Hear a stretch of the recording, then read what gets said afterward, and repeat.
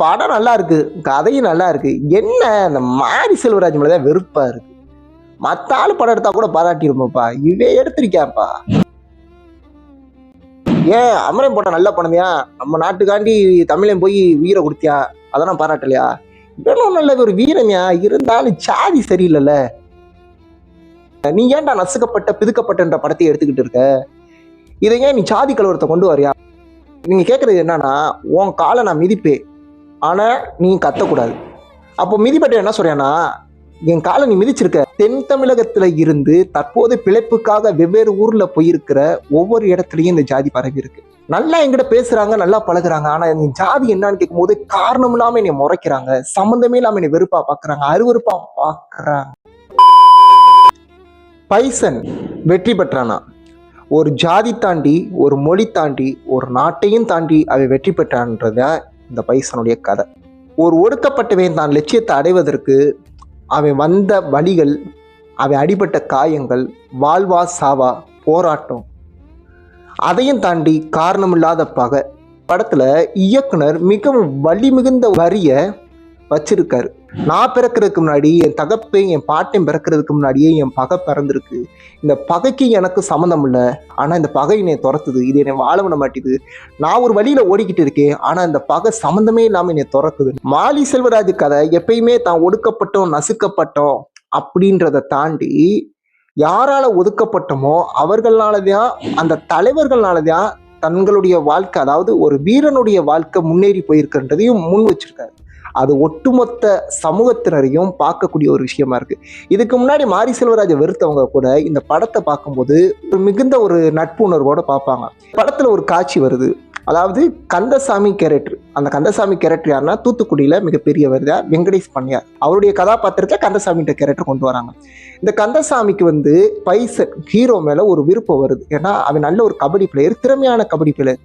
அவனுக்கு இந்த ஜாதிகள் மேல, அந்த கபடி வீரனுக்கு இந்த ஜாதிகள் மேல ஒரு உணர்வே கிடையாது. தன்னுடைய நோக்கம் தான் வெற்றி பெறணும், தன் நாட்டுக்காண்டி விளையாடணும், இதுவே அவனுடைய நோக்கம். இதை புரிஞ்ச அந்த கந்தசாமி தன்னுடைய டீமுக்கு நீ வா, நீ வந்து விளையாண்டா நல்லா இருக்கும், அவன் ஒரு கீழ் ஜாதின்னு கூட பார்க்காம சேர்த்துக்கிறாரு. ஆனா அவர் கூட இருக்கிற அந்த அல்ல கைகளுக்கு அது பிடிக்கல. கந்தசாமி அவங்க கூட்டத்துல ஒன்னா சாப்பிட்டுக்கிட்டு இருக்கும்போது அவருக்கு அகேன்ஸ்டான எதிரணியை குண்டு வீசி கந்தசாமி அவங்கள கொல்ல பாக்குறாங்க. வீரம் மொழிஞ்சுக்கிறான், கந்தசாமி தப்பிச்சுறாரு. ஆனா இந்த சம்பவத்துக்கு யாரா காரணம்னு ஆவலா கேட்கும்போது கூட இருக்கிற அல்லக்கைய ஒட்டுமொத்த பார்வையும் பைசன் மேல, அதாவது ஹீரோ மேல திரும்புது. ஆனா ஹீரோடைய நோக்கம் கபடி, தான் லட்சியம், அது மட்டும் தான். இந்த ஜாதிக்கு அவனுக்கு சம்மந்தம் இல்லை. அப்போ கந்தசாமி சொன்ன ஒரு வார்த்தை, நீ இனிமே என் கூட இருந்தா உனக்கு ஆபத்து, நீ கிளம்பிடு அப்படின்ற. அப்போ ஹீரோ தன் தகப்பிட்ட சொல்றான். அப்பதான் அந்த வார்த்தையை சொல்றான், அப்ப எனக்கு இந்த பகைக்கு சம்மந்தம் இல்லை, எங்கேயோ ஏதோ நடக்குது, ஆனா என்னைய பாக்குறாங்க, இதுக்கு நான் என்னப்பா பாவம் பண்ணின்னு கேட்கிறேன். அவன் அவ்வளவு அழுகையோட வேதனையோட கேட்குறான். அந்த காட்சியில நம்மளே கண்கணங்க வைக்குது. இது தென் தமிழகத்துல மட்டும்தான் நினைச்சுனா, தென் தமிழகத்துல இருந்து தற்போது பிழைப்புக்காக வெவ்வேறு ஊர்ல போயிருக்கிற ஒவ்வொரு இடத்துலயும் இந்த ஜாதி பரவி இருக்கு. இந்த ஜாதி எங்க தொடங்குதுன்னு பாத்தீங்கன்னா, அது ஒரு நடுத்தர வர்க்கத்தினருக்கு இதோட வழி தெரியாது. ஒரு வீடு பார்க்க போறோம், ஒரு நல்ல ஏரியாவில் ஒரு நல்ல குடியிருப்புல போய் ஒரு வீடு பார்க்க போறோம்னா, அங்க வீடு பிடிச்சிருக்கும், நல்லா பிடிச்சிருக்கும். ஆனா அந்த வீட்டு ஓனர் கேட்கிற ஒரே ஒரு வார்த்தை, நீங்க என்ன ஆளுக்க அப்படின்னு கேட்பாங்க. இது நடுவர்க்கத்துல என்ன சொல்லுவாங்க, நாங்க இந்த ஆளுக்க, நாங்க நம்ம ஆளுக்க அப்படின்னு சொல்லி தப்பிச்சுக்குவாங்க. அது அவங்களுக்கு பெருசா தெரியும். ஆனா ஒரு ஒடுக்கப்பட்டவனுக்கு தான் அதை சொல்றதுக்கு பயம் வரும். நம்ம இந்த ஜாதின்னு சொன்னா வீடு தராம போயிடுவாங்களோ, நம்ம இந்த ஜாதின்னு சொன்னா அந்த வீட்டை விட்டு, இந்த ஏரியா விட்டு நீங்க வெளியே போ அப்படின்னு சொல்லிடுவாங்களோ. அவன் அந்த இடத்துல ஒடுக்கப்படுறான். அதுக்கப்புறம் எங்க ஒடுக்கப்படுறான், பள்ளியில ஒதுக்கப்படுறான், பள்ளிக்கூடத்துல ஒடுக்கப்படுறான். நீ என்ன ஜாதின்னு ஒடுக்கப்படுறியா? ஒரு நட்புணர்வா ஒரு இடத்துல சமயத்துல எதிர்பாராத ஒரு நட்பு பழகுறாங்க, நல்லா பழகுறாங்க. அந்த நட்பை வீட்டுக்கு கூட்டிட்டு போய் பழகும்போது அந்த வீட்டுல உள்ளவங்க தம்பி என்னாளுக்க அப்படின்னு கேட்கும்போது அந்த இடத்துல ஜாதி வருது. கல்லூரியில வருது, தான் வேலை பார்க்குற ஸ்தலத்துல வருது. இப்படி ஒடுக்கப்பட்டவங்களுக்கு போற இடமெல்லாம் வலியும் மிகுந்த வேதனையும். அவங்க கேட்கிற ஒரே கேள்வி என்னன்னா, எதுக்கு இந்த பகை? நல்லா என்கிட்ட பேசுறாங்க, நல்லா பழகுறாங்க, ஆனா நீ ஜாதி என்னன்னு கேட்கும்போது காரணம் இல்லாம என்னை முறைக்கிறாங்க, சம்மந்தமே இல்லாம என்னை வெறுப்பா பாக்குறாங்க, அருவருப்பா பாக்குறாங்க. இதுக்கும் எனக்கு சம்மந்தம் இல்லை, நான் உங்க மேல எந்த ஒரு பகையுமே வன்மத்தை கொண்டு வரல, ஆனா இவங்க ஏன் மேல ஏன் வன்மமா பாக்குறாங்கன்னு அவங்களுக்குள்ள ஒரு கேள்வி வழி இருக்கு. இதை நான் வெளியே கொண்டு வரணும், இதை எல்லாத்துக்கும் தெரியப்படுத்தணும். அப்ப நடந்த வழி எனக்கு தான் வழி. எல்லாரும் இப்ப மாரி செல்வராஜ் கேட்கிறாங்க, நீ ஏன்டா நசுக்கப்பட்ட பிதுக்கப்பட்ட படத்தை எடுத்துக்கிட்டு இருக்க, இதை ஏன் நீ சாதி கலவரத்தை கொண்டு வரியா அப்படின்னா, நடுத்தர வர்க்கத்தினருக்கு எந்த பாதிப்பு கிடையாது. நான் ஒடுக்கப்பட்டேன், நான் அவமதிக்கப்பட்டேன், எவ்வளவு இடம் கஷ்டத்துல இருந்து தடையை தாண்டி நான் இந்த இடத்துக்கு வந்திருக்கேன், நான் எவ்வளவு வழியை கொண்டு வந்திருக்கேன் அதன்ற பிரதிபலிக்கிறதுக்கு மாரி செல்வராஜ் ஒரு படத்தை உருவாக்குறேன். நீங்க கேட்கறது என்னன்னா, உன் காலை நான் மிதிப்பேன் ஆனா நீ கத்தக்கூடாது. அப்போ மிதிப்பட்ட என்ன சொல்றேன்னா, என் காலை நீ மிதிச்சிருக்க, நான் மிதிக்கிறதுக்கு என்கிட்ட பலம் இல்லை, என்கிட்ட படையும் இல்லை, ஆனா நான் கத்தக்கூடாதா, நீ கத்தக்கூடாது. அப்போ என்ன செய்யறான் இவன், பாதிக்கப்பட்ட என்ன செய்யறான், உன்னைய கத்தியை தூக்கி சண்டை போட்டா என் பலன் இல்லை, துப்பாக்கியால கொல்ல எனக்கு விருப்பமும் இல்லை, உன்னை ரத்த காயப்படுத்த விரும்பல, ஆனா உனக்கு என் வழி புரியணும், ஏன் வழி இந்த உலகத்துக்கு தெரியணும், ஆனா உனக்கு அது வலிக்கணும். அதுக்காக எடுத்த ஆயுதம் தான் இந்த திரைத்துறை.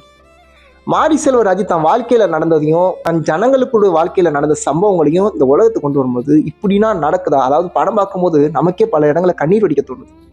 அவன் அந்த ஊருக்குள்ள அவமானப்பட்டும் இல்லாம ஒரு நாட்டுக்காண்டி விளையாடும் போது அவன் சாதினால அவன் தாழ்த்தப்படுறதும், அதை விளையாட முடியாம அவன் எவ்வளவு சிரமத்துக்கு ஆளாகி கடைசியில் அவன் விளையாடுறதும், இவ்வளவு தடையை தாண்டி ஒருத்தர் வெற்றி பெறுறது மிகப்பெரிய சாதாரண விஷயம் கிடையாது. அதை வெளிக்கொண்டு வரதுக்கு ஒரு துறை தேவைப்படுது. அதை மாரி செல்வராஜ் இருக்கிறார். இது பல பேத்துக்கு முடியல. ஒரு உதாரணத்துக்கு சொல்ல போனா சிட்டிசன் படம் பார்த்திருப்போம். சிட்டிசன் படத்துல அஜித்துக்கு பின்னாடி தன்னுடைய ஜனங்கள் பாதிக்கப்பட்டிருப்பாங்க, அதுல இருந்து அஜித் மீண்டு தன்னுடைய ஜனங்கள் பாதிக்கப்பட்டிருக்காங்கன்ற உண்மையை வெளிக்கொண்டு வர்றதுக்கு பல விஷயங்களை பண்ணுவார். அதுக்கப்புறம் நீதிபதியை நாடுவார், நீதித்துறைகிட்ட சில வேண்டுகோள் வைப்பார்.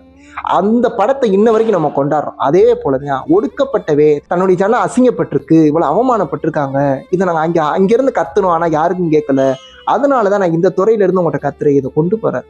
இதை தன்னை ஆதிக்க ஜாதியாவோ நாங்கள் ஆண்ட பரம்பரை மாதிரினா அவர் சித்தரிக்கல. உண்மை விஷயமான என்னன்னா, பெருமாள் படத்துல கூட அந்த எதிரிய தன் ஹீரோ மேல மூத்தரை தெரிப்பாரு. ஏன் தன் ஜாதியினர் மேல மூத்தரை தடிக்கிற மாதிரி சித்தரிக்கணும், வேற மாதிரி கூட சித்தரிச்சுக்கலாம்ல, ஒரு எச்சிய துப்புற மாதிரி, ஒரு தண்ணியை ஊத்துற மாதிரி, எப்படி வேணா சித்தரிச்சுக்கலாம். தன்னை அந்த இடத்த ஓங்கி காமிக்கல. இந்த படத்துல கூட, பைசன் படத்துல கூட வெங்கடேஷ் பண்ணியார பசுபதி பாண்டியன் அவருடைய கேரக்டரை நடிச்ச பாண்டியராஜன் கேரக்டரை காட்டிலும் இந்த கந்தசாமி கேரக்டர் ஒசத்தி காமிச்சிருக்காரு. இதுக்கே ஒரு மனசு வேணும். கந்தசாமின்ற கேரக்டர்னாலதான் ஒரு வீரை முன்னேறி போறியா. கந்தசாமி கேரக்டர் ஜாதிகளுக்கான கேரக்டர் கிடையாது, தான் தம்பியை கொண்டவனை கொண்டோம். இந்த இடத்துல அந்த கதாபாத்திரம் வெளிப்படுது. இந்த படத்துல நாடார் சமுதாயத்தை தான் எடுத்திருக்காங்க, அந்த சமுதாயத்துல நடக்கிற விஷயங்கள் தான். ஆனா எந்த இடத்துலையுமே அந்த சமுதாயத்தையோ இந்த சமுதாயத்தையுமோ ஒரு தரமட்டமாக காமிக்கல. இந்த சமுதாய தலைவனை காட்டிலும் அந்த சமுதாய தலைவன் ஒசத்தி தான் காமிச்சிருக்காரு மாரி செல்வராஜ். இதை பார்க்கவே வியப்பா இருக்கு. இப்படின்னா ஒருத்தர் மனசுக்குள்ள வன்மம் எரிச்சலோட இருக்கிறவனால இந்த படம் எடுக்க முடியாது. இதுனா என்ன தெரியுமா, நம்ம 2 பேர் ஒன்னா இருக்கணும், நமக்குள்ள எதுக்கு இந்த தேவையில்லாத பகை அப்படின்றத நல்லா வெளிப்படுத்தியிருக்காரு. தன்னுடைய முயற்சினால இரு சமூகத்தையும் ஒன்று சேர்த்தாரா பைசன். அதுதான் இந்த படம் சொல்ல வருது. சாதியே இல்லைன்னு சொல்றவன் எதுக்கு சில பேர் கமாண்ட்ல வன்மத்தை கக்குறான்னு தெரியல. அதுவும் மாரி செல்வராஜன் கக்கி எடுக்கிறாங்க. அந்த அளவுக்கு அந்த மனுஷன் ஒண்ணுமே பண்ணல, கரெக்டா தான் படம் எடுக்கிறியா. அவனை தன்னை தாழ்த்தி, இது சொல்லப்போனா குறிப்பிட்டு சொல்லப்போனா தன்னை தாழ்த்தி மற்றவங்கள ஒசத்தி தான் படம் எடுக்கிறியா. அவன் தன்னை ஒசத்தினா படம் எடுக்கல. ஆனா இருந்தாலும் வன்மம், இந்த வன்மம் வேணான்றது அந்த படம். மிகவும் படம் அருமையா இருக்கு, போய் பாருங்க. ஒரு வீரை இந்தியா நாட்டுக்காண்டி ஒரு அர்ஜுன் அவார்டு வென்று வந்திருக்கிறது மிகப்பெரிய பெருமை. இதை எல்லாரும் கொண்டாடணும். அமரன் எப்படி கொண்டாடுனீங்களோ அதே போல இந்த படத்தையும் கொண்டாடுங்க. எல்லாருக்கும் இனிய தீபாவளி நல்வாழ்த்துக்கள். பாய் பாய்.